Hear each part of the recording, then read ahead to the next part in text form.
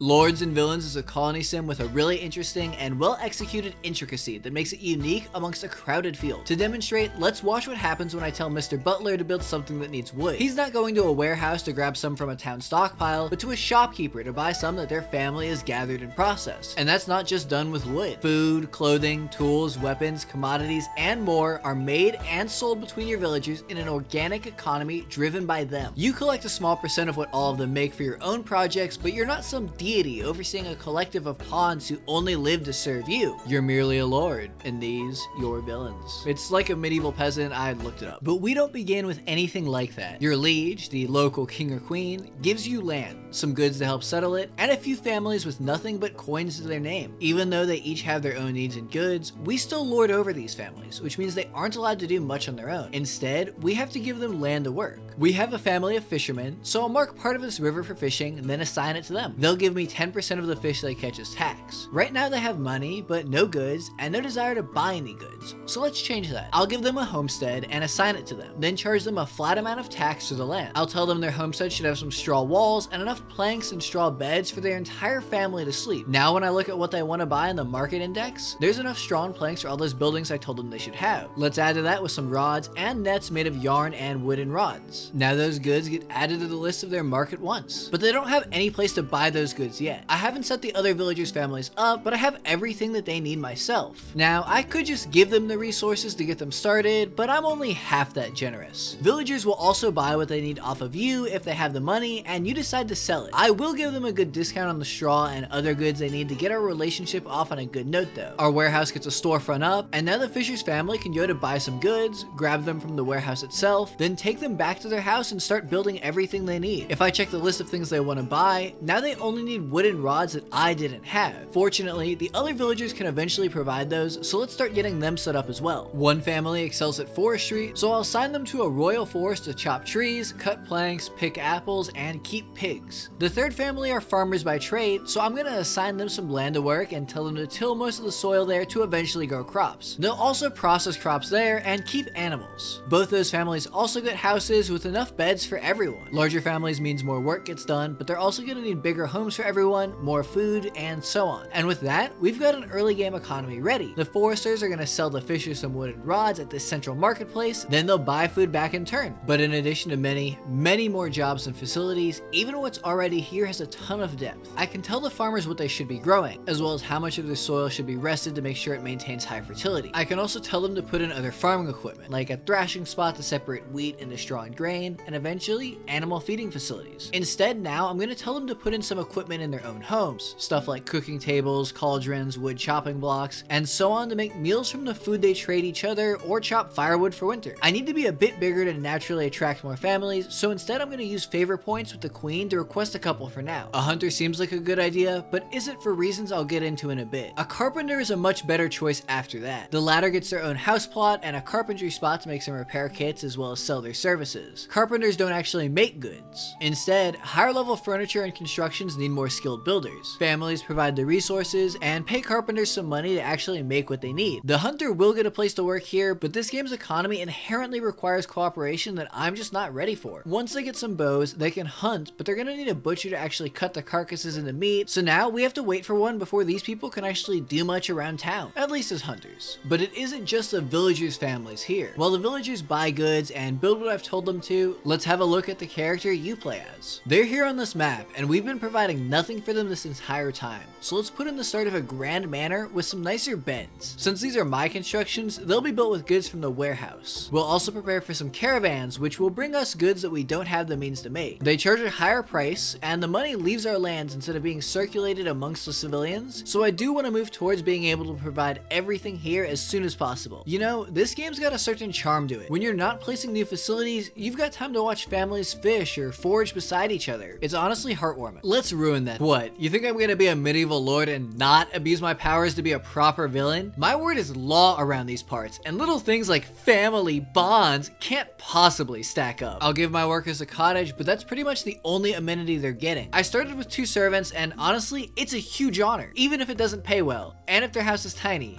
And if I press villagers into service at the drop of a hat, Pasquier is strong and dexterous, and yeah, villagers have stats that affect their performance in this game, and now she's my servant. That doesn't mean she'll work on my house, since what I put in requires a carpenter, but she's gonna join the 2 servants I started with in staying in my cottage. They'll work on town building projects, cook meals for my soldiers, and so on. I did start with a couple soldiers as well, so let's get those servants started building them a barracks and a couple of beds and training dummies to hone their skills on. I want more villagers to come, but those favor points I originally used only come back when we do good things for the queen, and it's too early for her to give us tasks. Instead, we're gonna put in an inn, and we're gonna give it a ton of furniture too. It gets a really nice kitchen with plenty of storage, a bar to serve patrons, a bunch of beds to sleep at, some tables and chairs to encourage relaxation. This is gonna attract wandering families to spend a couple nights in the village. If they like it because of the quality of the inn, and they see a good relationship between the peasants and their lord, which I still have, then they'll offer to stay. I'll give the inn to the hunters, the Patterson family, since they can't hunt without bows, and we don't have a butcher to actually use the carcasses yet anyways. Now personally, if I was visiting a village, I'd want to see cute little chickens roaming around, so I'll tell the farmers to install some troughs and allow them to buy chickens from those traveling caravans. Alright, look.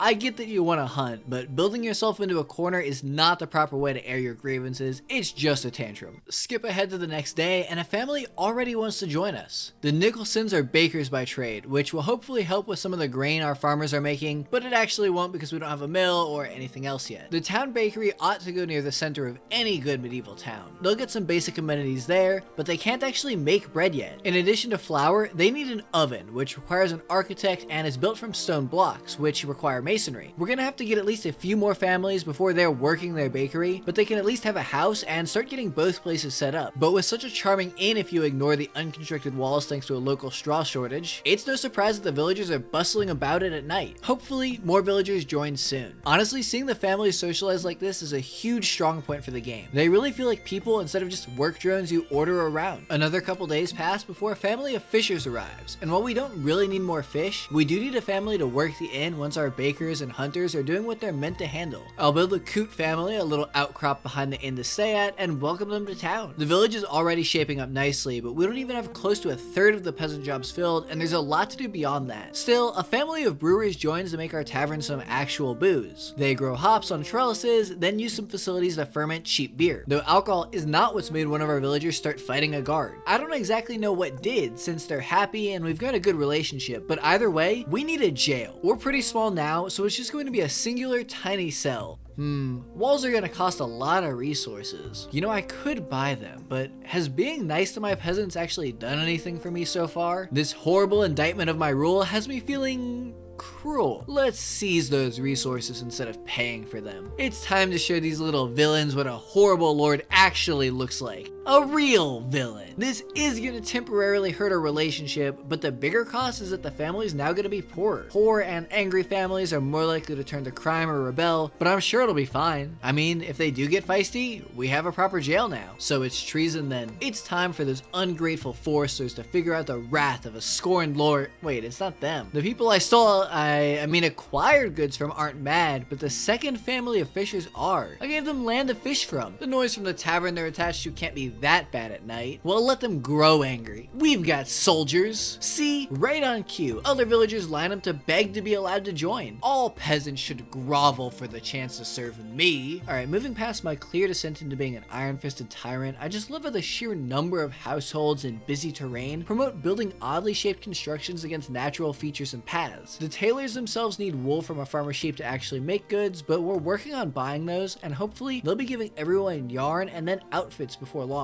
Alright, back to being a tyrant. The Coot family thinks they can rebel just because I didn't let them build a cooking table or any way to actually make meals. They should starve before they think of not liking me. And you, viewer, should... Actually, please don't starve. Go cook yourself a good meal. But also like this video. But though these villains are lucky enough to call me their lord, I owe my allegiance to the queen, and she expects me to pay taxes of my own. Next autumn, and every autumn after that, I'm obligated to provide her with a long list of goods. I can tax, buy, or seize them from my villagers, but I need to provide this or I'll be the one inadvertently fomenting rebellion. As I build out this house, can I just say I love the UI change? The goods I own on the left get updated with the amount I need to give for taxes. Green means I've got it in stock, and yellow means I still need more. Beautiful design, well done. Alright, time to steal. If I steal goods early, my relationship with the peasants will build back up enough for me to steal again before my taxes are due. And really, it barely affected our relationship. I could be a lot crueler and not have it affect anything. See? Even more villagers want to join my town. These ones are leather workers, although we don't actually have a tanner to give them leather just yet. I try to have them build a tannery up either way, but it seems like villagers won't do jobs they aren't meant to do. At least now a tanner will have a workshop ready to move into. We've got a long list of families here, but even that's not enough for every job. A proper butcher joins in to harvest animal carcasses for meat and for hide. An architect joins in for more advanced constructions like ovens and kilns, although they are going to need a mason to do most of that. Miners will sell stone to masons once I have one, and they'll cut them into blocks before selling them to families who also pay the architects to install them. This game's just got a lovely economy, and every single villager fills their own niche in it. Something like this is an ambitious goal, but it feels remarkably well done. Not being self-sufficient is rough in the early game, but caravans help bridge that gap while encouraging you to keep growing towards having peasants that can make everything. I definitely feel like I spent my favor a little too early though. I may have wanted to save it to grab a specific family now. I still don't have every peasant job filled out, but it's about time we started moving past just being a town for peasants. Let's get some clergy members here. Like with servants, I can press villagers to become members of the clergy. These are a special class of more enlightened villagers that handle religion and special rites like burials. I can have my villagers pay tax to the clergy instead of me, although since I haven't set up anyone's contracts to handle that yet, I'll go ahead and give them what they need directly instead. I'll also start working on a proper church, although we won't be able to use it until at least one clergy member learns how to read to give them a twice-a-season sermon. They'll learn how to do that at a library, using manuscripts I started with but gave the clergy. It's still going to take about a full season for that, but it's probably better to have the church and not use it than to let the clergy soapbox about how much I restrict them in the middle of town once they can. But once I got bigger and my clergy grew with them, they could do a lot more. I could build them a cellar for winemaking, a paper mill and scribbery to make our own manuscripts, an apothecary and hospital to heal injured villagers, and so on. The town is shaping up. I haven't been showing a lot of the villagers joining in, like smiths, glassmakers, or forgers, but this is one of the larger maps and it's already almost full. I haven't done much for the clergy yet, and I don't even have nobles yet. They're the final class that handles some more artisan jobs like making art, jewel crafting, working a theater, and more. But I need a high quality tavern to attract nobles, and that requires better booze and high quality meals we aren't even close to having yet. That would unlock a council I could appoint family members or notable nobles to, assassinations I could use to get rid of troublemakers I can't force out of town, and a lot more. There's so much depth to this game. Hopefully knowing more about how it works makes that clip I showed you in the intro with Mr. Butler going to buy a single piece of wood for a chopping block mean just a little bit more. But I'm getting far enough in that the urge to start over and do it all better is kicking in. I mean seriously, not spending my favor, a better understanding the economy, earlier clergy members. There's so much I could do. Well, I think that's enough for now. I may start over for a mega village in this game. We'll have to see. Either way, this is a really interesting colony sim game worth checking out if you like the idea of a more freeform and organic economy linking villagers that feel like villagers. It just came out of early access and the link is in the description below.